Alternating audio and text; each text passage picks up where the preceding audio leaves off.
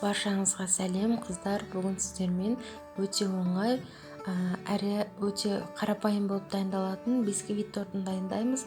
Көпшілігінің бисквиті көтерілмей ұқсамай қалады, бірақ бұл тортта, бұл бисквитте сіздің тортыңыз ұқсамай қалады деген әңгіме мүлдем болмайды. Видеоны міндетті түрде соңына дейін қараңыздар, лайк басып пікір қалдыруды ұмытпаңыздар.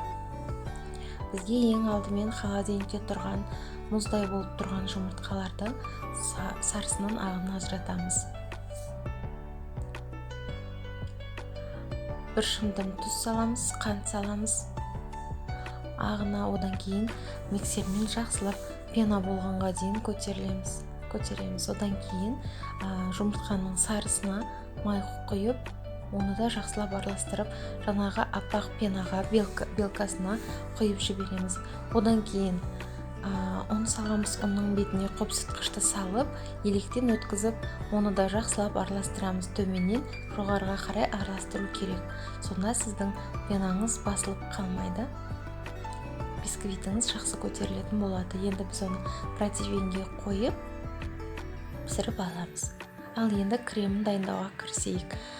Бізге 1 стакан сливки, 2 ас қасық сахарный пудра және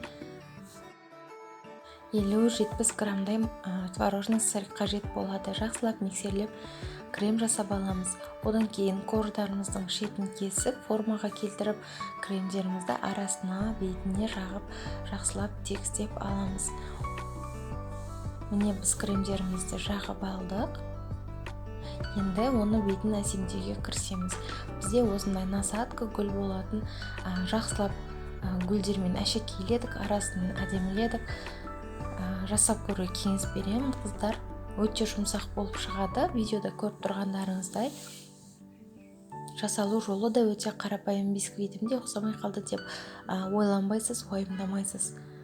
Видео ұнаған болса лайк басып, пікір қалдыруды ұмытпаңыз. Міндетті түрде жасап көріңіз, ас болсын.